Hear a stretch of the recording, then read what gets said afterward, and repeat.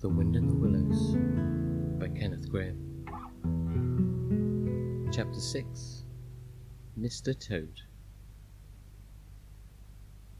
It was a bright morning in the early part of the summer.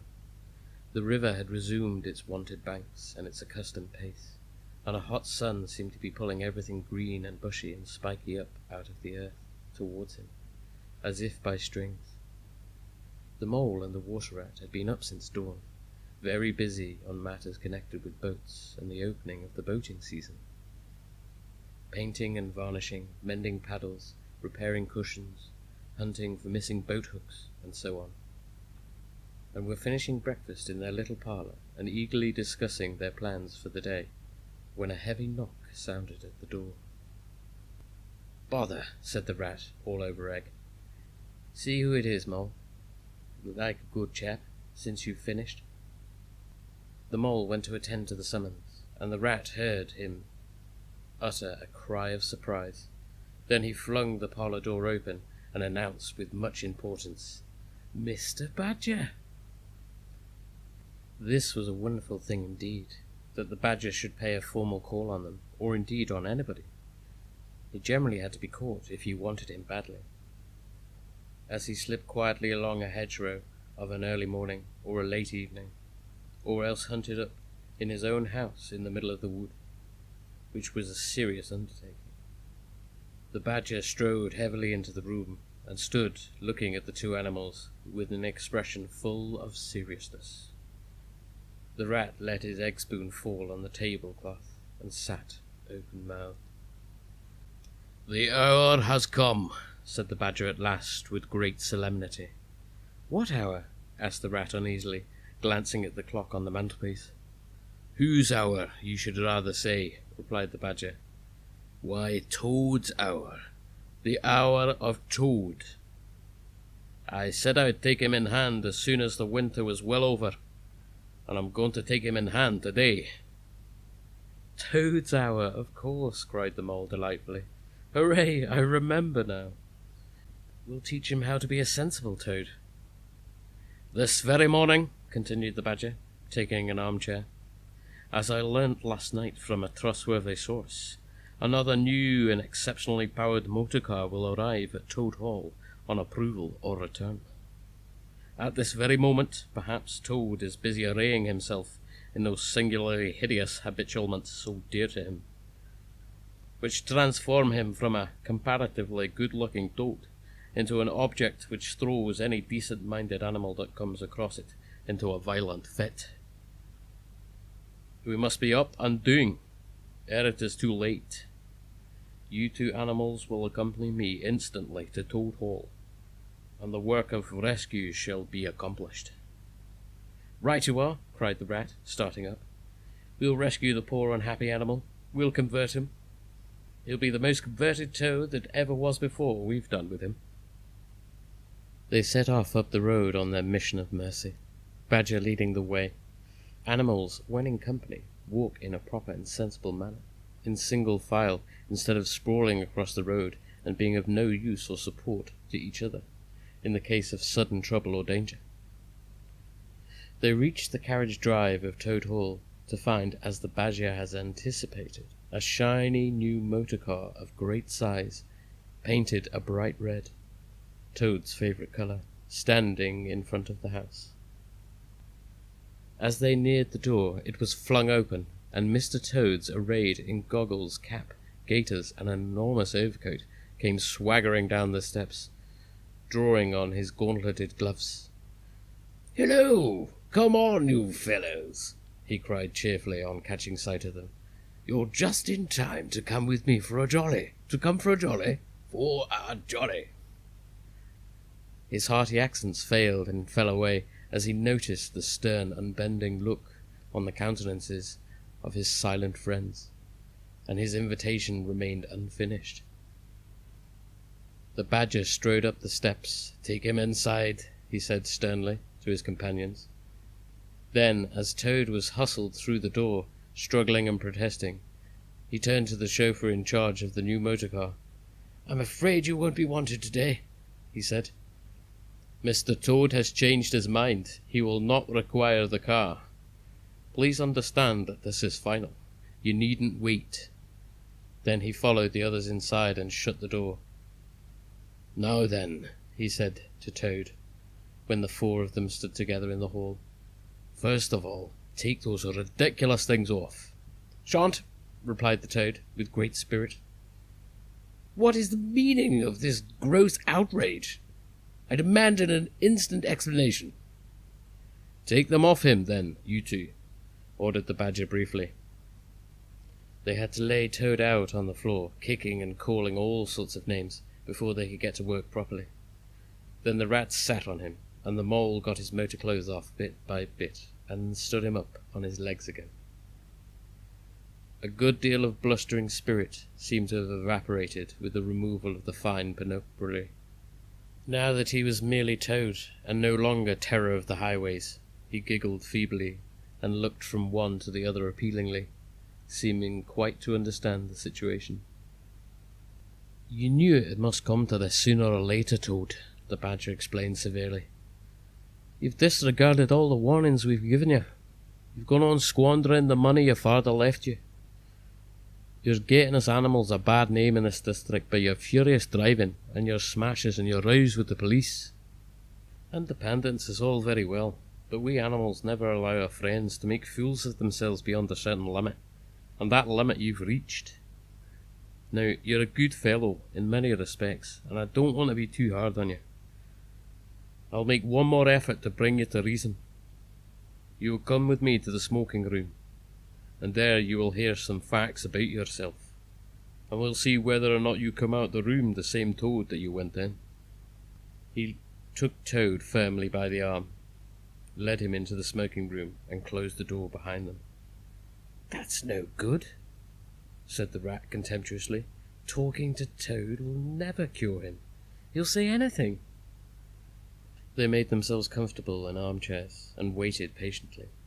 Through the closed door they just heard the long, continuous drone of Badger's voice, rising and falling in waves of oratory, and presently they noticed that the sermon began to be punctuated, at intervals, by long-drawn sobs evidently proceeded from the bosom of Toad, who was a soft-hearted and affectionate fellow, very easily converted, for the time being, to any point of view.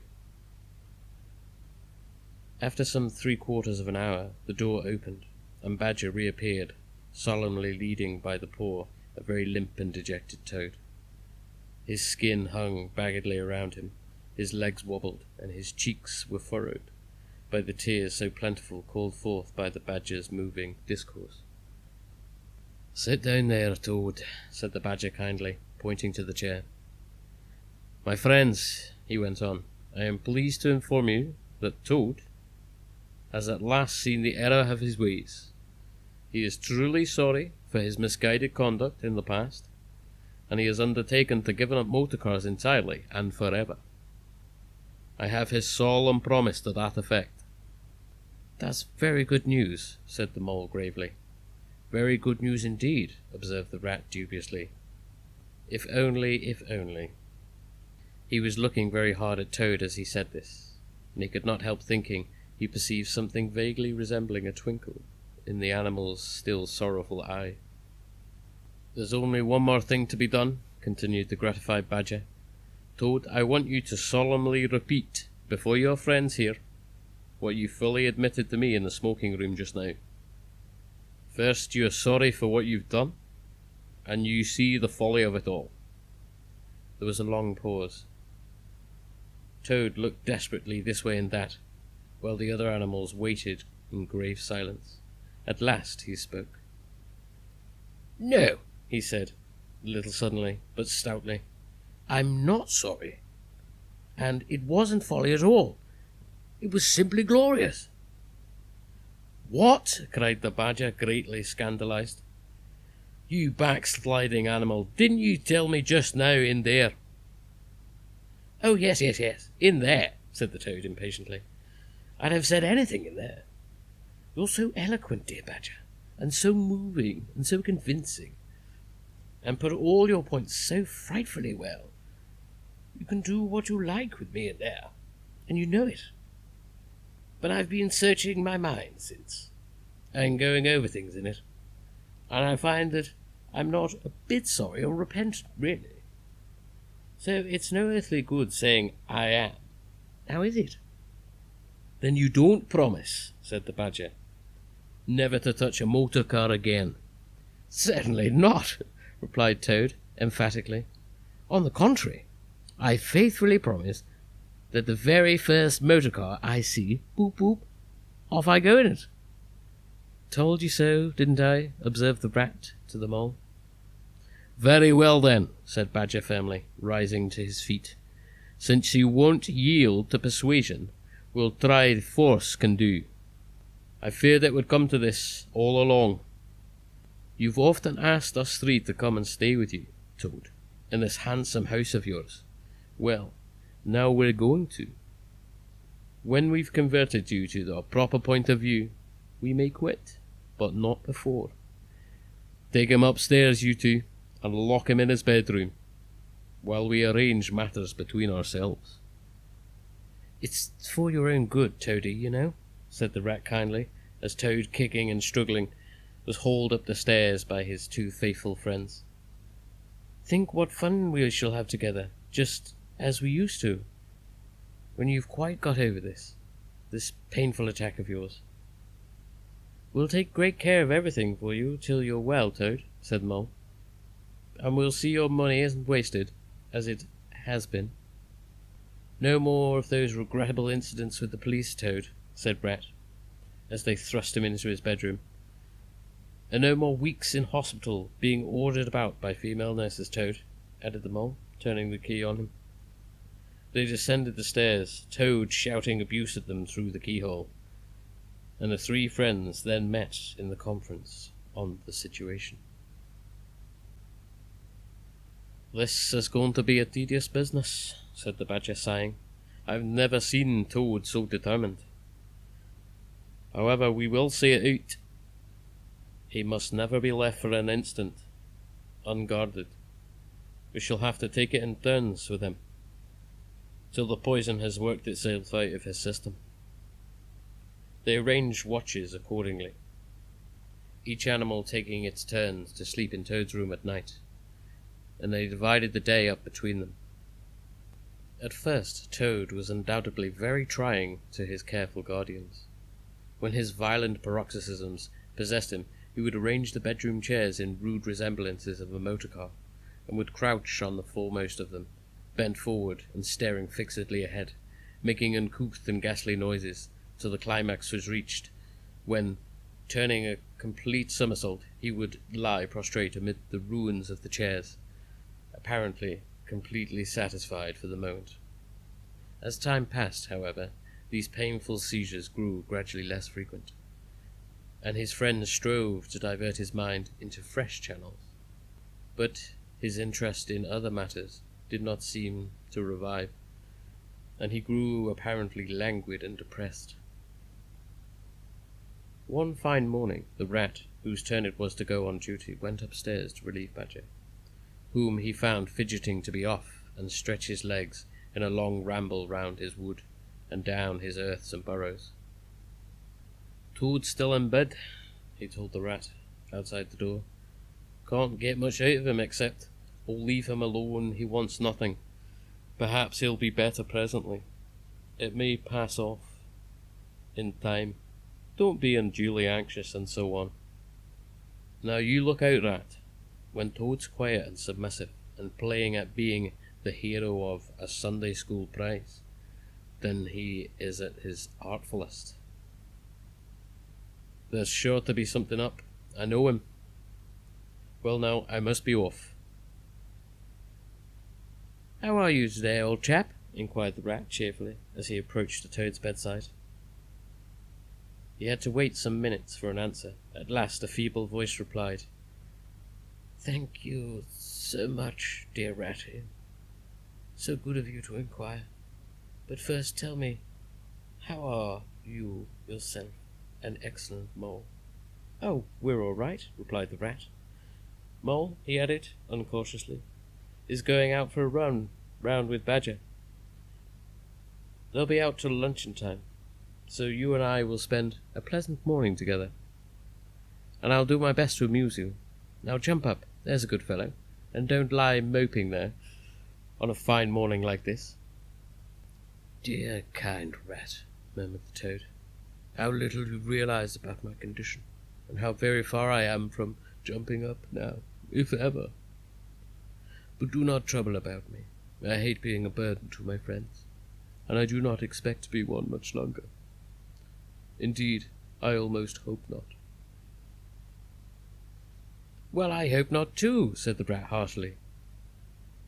"You've been a fine bother to us all this time, and I'm glad to hear that it's going to stop.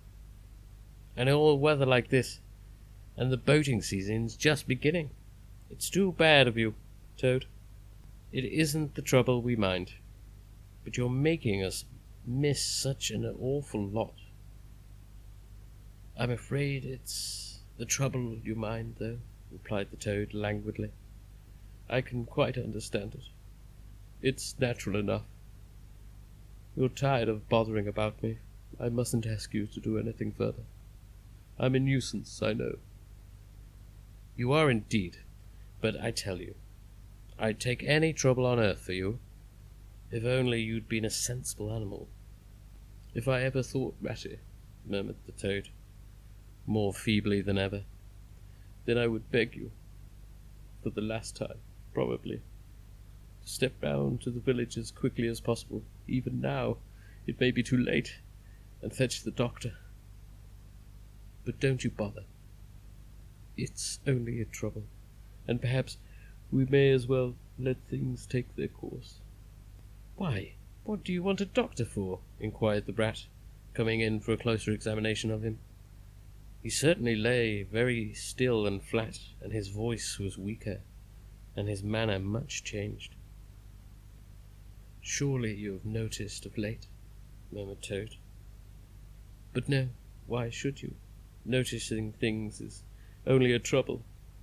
Tomorrow, indeed, you may be saying to yourself, 'Oh, if only I'd noticed sooner.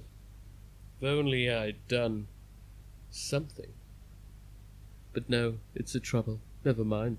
Forget I asked." "Look here, old man," said the rat, beginning to get rather alarmed. "Of course I'll fetch the doctor for you, if you really think you want him. But you can hardly be bad enough for that yet. Let's talk about something else." "I fear, dear friend," said Toad, with a sad smile, "that talk can do little in a case like this, of doctors either, for that matter. Still, one must grasp the slightest straw, and by the way, while you're about it, I hate to give you an additional trouble, but I happen to remember that you passed the door. Would you mind at the same time asking the lawyer to step up? It would be convenient to me, and there are moments, perhaps I should say there is a moment, when one must face the disagreeable tasks of whatever cost to exhausted nature." "A lawyer? Oh, you must be really bad," the affrighted rat said to himself, as he hurried from the room, not forgetting, however, to lock the door carefully behind him. Outside he stopped to consider. The other two were far away, and he had no one to consult. "It's best to be on the safe side," he said, on reflection. "I've known Toad fancy himself frightfully bad before, without the slightest reason, but I've never heard him ask for a lawyer. If there's nothing really the matter, the doctor will tell him he's an old ass, and cheer up, and that will be something gained. I'd better humour him and go. It won't take very long." So he ran off for the village on an errand of mercy. The toad, who hopped lightly out of bed as soon as he heard the key turn in the lock, watched him eagerly from the window till he disappeared down the carriage drive. Then he laughed heartily and dressed as quickly as possible in his smartest suit he could lay his hands on at the moment, filled his pockets with cash, which he took from the small drawer on the dressing table, and next knotting the sheets from his bed together and tying one end as an improvised rope round the central mullion of the handsome Tudor window which formed such a feature in the bedroom, he scrambled out, slid lightly to the ground, and taking the opposite direction to the rat, marched off light-hearted, whistling a merry tune. It was a gloomy luncheon for the rat when the badger and the mole at length returned, and he had to face them at the table with his pitiful and unconvincing story. The badger's caustic, not to say brutal, remarks may be imagined and therefore passed over. But it was painful for the rat that even the mole, though he took his friend's side as far as possible, could not help saying, "You've been a bit of a duffer this time, Ratty. Toad, too, of all animals." "He did it awfully well," said the crestfallen rat. "He did you awfully well," rejoined the badger hotly. "However, talking won't mend matters. He's got clear away this time, that's certain. And it's the worst of it. He'll be so conceited, and what he'll think of his cleverness, that he may commit any folly. Once comfort is, we're free now, and needn't waste any more of our precious time doing sentry goes. But we'd better continue to sleep at Toad Hole for a while longer. Toad may be brought back at any moment on a stretcher or between two policemen." So spoke the badger, not knowing what the future held in store, or how much water, and of how turbid a character, was to run under bridges before Toad should sit at ease again in his ancestral hall. Meanwhile, the toad, gay and irresponsible, was walking briskly along the high road, some miles from home. At first he had taken bypaths and crossed many fields and changed his course several times in case of pursuit, but now, feeling by this time safe from recapture, and the sun smiling brightly on him, and all nature joining in his chorus of approval to the song of self-praise that his own heart was singing to him, he almost danced along the road in his satisfaction and conceit. "Smart piece of work, that," he remarked to himself, chuckling. "Brain against brute force, and brain came out on top, as it's bound to do. Poor old Ratty. My, won't he catch it when Badger gets back? A worthy little fellow, Ratty, with many good qualities, but very little intelligence and absolutely no education. I must take him in hand some day, and see if I can make something of him." Filled full of conceited thoughts such as these, he strode along, his head in the air, till he reached a little town where the sign of the Red Lion, swinging across the road halfway down the main street, reminded him that he had not breakfasted that day, and that he was exceedingly hungry after his long walk. He marched into the little inn, ordered the best luncheon that could be provided at such short notice, and sat down to eat in the coffee room. He was about halfway through his meal, when an only too familiar sound approached down the street, made him start and fall a-trembling. The boop-boop drew nearer and nearer. The car could be heard to turn into the inn yard and come up to a stop, and Toad had to hold on to the leg of the table to conceal his overmastering emotion. Presently the party entered the coffee room, hungry, talkative, and gay, voluble on their experiences of the morning, and the merits of the chariot that brought them along so well. Toad listened eagerly, all ears for a time. At last he could stand it no longer.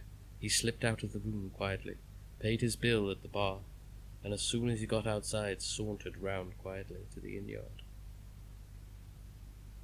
"There cannot be any harm," he said to himself, "in my only just looking at it."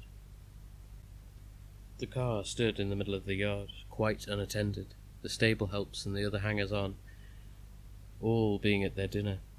Toad walked slowly round it, inspecting, criticizing, musing deeply. "I wonder," he said to himself presently, "I wonder if this sort of car starts easily." Next moment, hardly knowing how it came about, he found he had hold of the handle and was turning it. As the familiar sound broke forth, the old passion seized on Toad and completely mastered him, body and soul. As if in a dream, he found himself somehow seated in the driver's seat. As if in a dream, he pulled the lever and swung the car round the yard and out through the archway. And, as if in a dream, all sense of right and wrong, All fear of obvious consequences seemed temporarily suspended.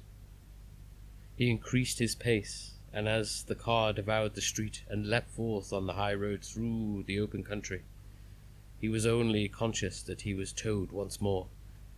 Toad at his best and his highest. Toad the terror, the traffic queller, the lord of the iron trail, before whom all must give way, or be smitten into nothingness and everlasting night. He chanted as he flew, and the car responded with the sonorous drone. The miles were eaten up under him, and as he sped, he knew not whither, fulfilling his instincts, living his hour, reckless of what might come to him. "To my mind," observed the chairman of the bench of magistrates cheerfully, "the only difficulty that presents itself in this otherwise very clearful case, how we can possibly make it insufficiently hot for an incongruent rogue and a hardened ruffian whom we see cowering in the dock before us. Let me see. He has been found guilty on the clearest evidence, first, of stealing a valuable motor car, secondly, of driving it to public danger, and thirdly, of gross impertinence to the rural police. Mr. Clerk, will you tell us, please, what is the stiffest penalty we can impose for each of these offences? Without, of course, giving the prisoner the benefit of any doubt, because there isn't any." The clerk scratched his nose with his pen. "Some people would consider," he observed, "that stealing the motor car was the worst offence, and so it is. But cheeking the police undoubtedly carries the severest penalty, and so it ought. Supposing you were to say 12 months for the theft, which is mild, and 3 years for the furious driving, which is lenient, and 15 years for the cheek, which was pretty bad sort of cheek, judging by what we've heard from the witness box.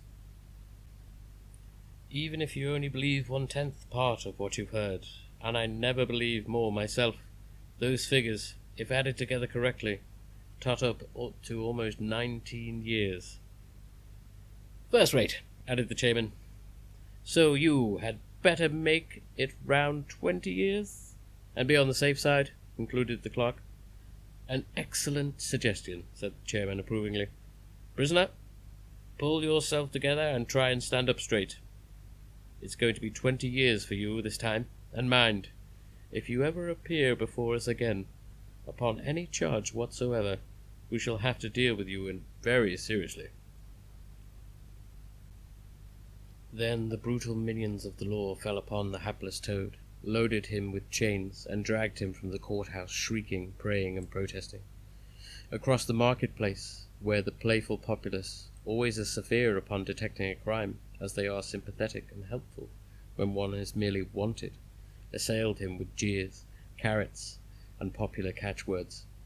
Past hooting school children, their innocent faces lit up with the pleasure they ever derive from the sight of a gentleman in difficulties. Across the hollow-sounding drawbridge, below the spiky portcullis, under the frowning archways of grim old castle, whose ancient towers soared high overhead.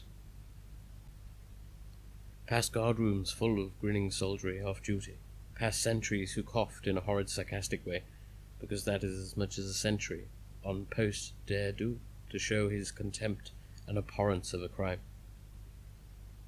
Up the time-worn winding stairs, past men-at-arms in casquet and corselet of steel, darting, threatening looks through their visors, across the courtyard where mastiffs strained at their leash and pawed at the air to get at him, past ancient warders, their halberds leant against the wall, dozing over a pastry and a flagon of brown ale, on and on, past the rack chambers and the thumbscrew room, past the turning that led to the private scaffold, till they reached the door in the grimmest dungeon that lay in the heart of the innermost keep. There at last they paused, where an ancient jailer sat fingering a bunch of mighty keys. "Art Bodkins," said the sergeant of police, taking off his helmet and wiping his forehead, "rouse thee, old loon, and take over from this vile Toad, a criminal of deepest guilt and matchless artfulness and resource. Watch and ward him with all thy skill, and mark thee, well, greybeard, should aught untoward befall, thy head shall answer for his, and a murrain on both of them. The jailer nodded grimly, laying his withered hand on the shoulder of the miserable Toad. The rusty key creaked in the lock, and the great door clanged behind them, and Toad was helpless prisoner in the remotest dungeon of the best guarded keep of the stoutest castle in all the length and breadth of merry England.